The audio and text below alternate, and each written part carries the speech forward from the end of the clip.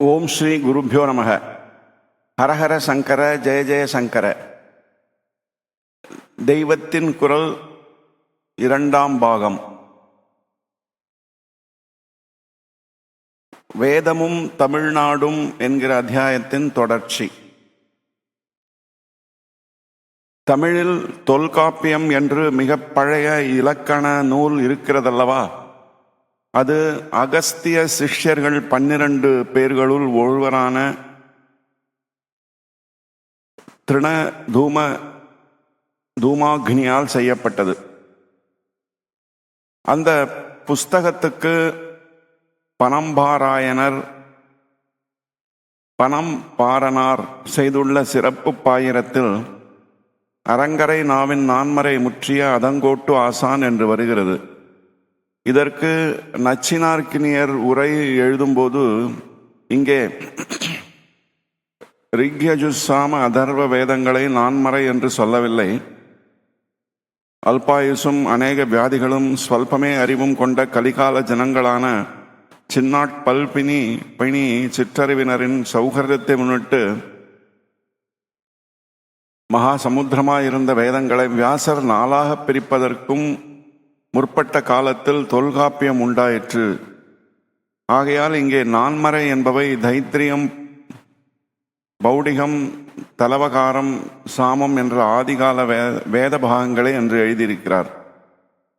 திவ்ய பிரபந்தத்தில் பௌழியா சந்தோகா என்று வருகிறது.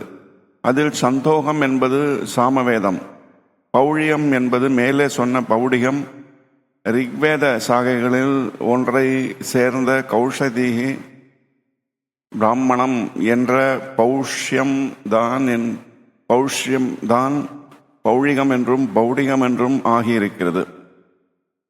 தலவகாரம், தைத்திரியம், பௌழியம் என்பவை முறையே சாமவேதம், கிருஷ்ண யஜுர்வேதம், ரிக்வேதம் ஆகியவற்றை சேர்ந்த வேத சாகைகளின் பெயர்கள். சாமம் மட்டுமே முழு வேதத்தின் பெயர்.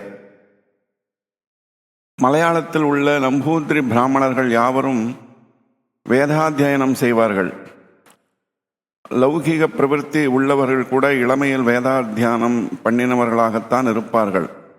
EMS நம்பூதிரிபாடு என்று முதன் மந்திரியாக இருந்த கம்யூனிஸ்ட் தலைவர் கூட பால்யத்தில் அத்தியனம் பண்ணியவர்தான்.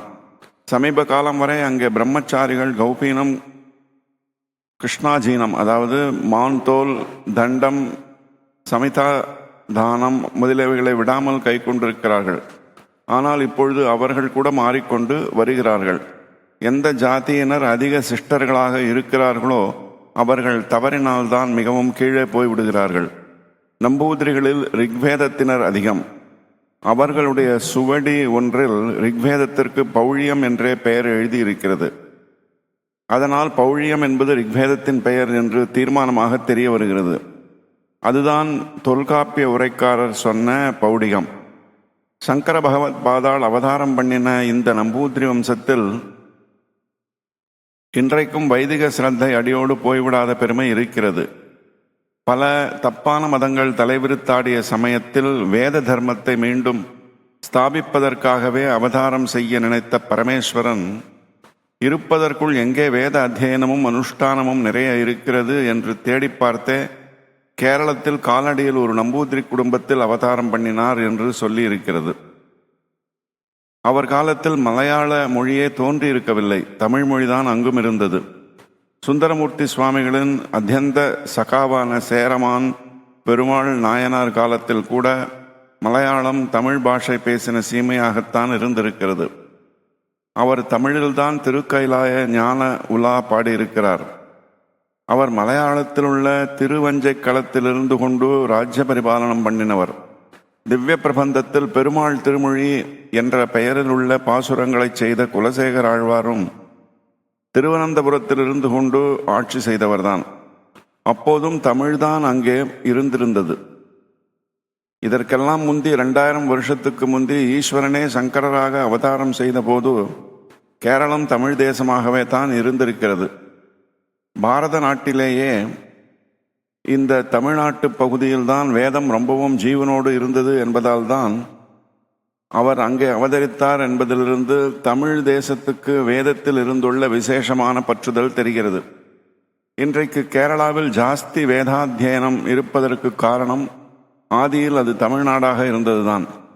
அதே மாதிரி சமீபத்தில் தமிழ்நாட்டை விட ஆந்திராவில் வேதாத்தியானம் அதிகம் இருந்தாலும் கூட ஆதியில் ஆந்திரர்களுக்கும் சோழர்களுக்கும் கல்யாண சம்பந்தம் ஏற்பட்ட போது அந்த தெலுங்கு ராஜாக்கள் தமிழ்நாட்டிலிருந்தே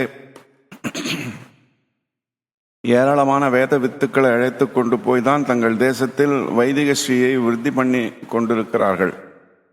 அதாவது ஏதோ துர்பாகியவசமாகத்தான் இப்போது மற்ற திராவிட மாகாணங்களை விட தமிழ்நாட்டிலேயே அதிக வைதிக துவேஷம் தலை தூக்கி இருந்தாலும் பூர்வத்தில் அந்த சீமைகளுக்கும் வேத வித்தை இங்கிருந்து தான் போயிருக்கிறது. ஆந்திராவில் திராவிடலு என்று பெயர் போட்டுக்கொள்கிற பிராமணர்கள் ஆதியில் தமிழ்நாட்டிலிருந்து போன குடியினர்தான். தமிழ்நாட்டில் ஆதி காலத்திலிருந்து இருந்து வந்திருக்கிற மதம் உட்பட சைவம், வைணவம், சாக்தம் முதலிய ஷண்மதங்கள், சாங்கியம், யோகம், நியாயம், வைசேஷிகம் முதலிய சித்தாந்தங்கள், மந்திர தந்திர ஆகமங்கள் எல்லாமே வேதத்தை ஆதாரமாக கொண்டவைதான். வேத பிரமாண்யத்தை ஒப்புக்கொள்கிறவைதான். நவீன ஆராய்ச்சிக்காரர்கள் வேதம் வடக்கிலிருந்து வந்ததாகவும் தென்னாட்டில் வேறு மதமும் வேறு முதல் நூல்களும் இருந்ததாகவும் சொல்லி அவர்கள் ஆரியர்கள், இவர்கள் திராவிடர்கள் என்று பெயர் கட்டிவிட்டு சண்டையை கிளப்பி விட்டிருப்பதற்கெல்லாம் உண்மையாக சமஸ்கிருத சாஸ்திரங்களையும் தமிழ் பழ நூல்களையும் ஆராய்ந்து பார்த்தால் ஆதாரமே இல்லை. சாஸ்திரங்களை மூட நம்பிக்கையுடன் ஏற்றுக்கொண்டு ஏமாந்து போகக்கூடாது என்று இந்த நவீன ஆராய்ச்சியாளர்கள் சொல்கிறார்கள். கடைசியில் இப்போது ஏற்பட்டிருக்கிற நிலைமை என்னவென்றால், இவர்கள் தாங்களே பகுத்தறிவோடு சயின்டிஃபிக்காக சொல்கிறோம் என்று அடித்து சொல்லிவிட்டதால் அநேக ஜனங்கள் இவர்கள் சொல்வதையே ஆராய்ச்சி பண்ணாமல் இதுதான் சரி என்று வெறும் நம்பிக்கையின் மேலேயே ஏற்றுக்கொண்டு நிஜமென நினைக்க ஆரம்பித்திருக்கிறார்கள். வேத சாஸ்திரங்களில் நம்பிக்கையின் மீதே அனுசரிக்க வேண்டிய விஷயங்கள் இருக்கத்தான் செய்கின்றன. அவற்றை அறிவால் ஆராயக்கூடாதுதான். ஆனால் அவற்றில் நன்றாக பகுத்தறிவோடு ஆராய்ந்து பார்க்கிற பகுதிகளும் உண்டு. அதோடு சேர்த்து நம் தாய் பாஷைகளில் உள்ள ஆதி நூல்களையும் அலசி பார்த்தாலோ இந்த ஆராய்ச்சிக்காரர்கள் சொல்கிற ரேஸ் தியரி, ஆரிய திராவிட இன பேத கொள்கை, தமிழ் மதம் வேறே என்பதெல்லாம் இருந்த இடம் தெரியாமல் அடிபட்டு போய்விடுகிறது.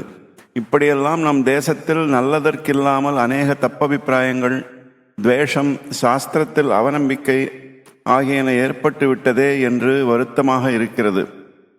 இதெல்லாம் போய் இங்கே சமஸ்த லோகங்களுக்கும் சமஸ்த பிராணிகளுக்கும் க்ஷேமத்தை தரக்கூடியதான வேத மரபும் மறுபடியும் நன்றாக தழைக்க வேண்டும். இதுதான் நாம் பரமேஸ்வரனிடம் எப்போதும் செய்து கொள்ள வேண்டிய பிரார்த்தனை. இந்த அத்தியாயத்தின் தொடர்ச்சியை நாளை காண்போம்.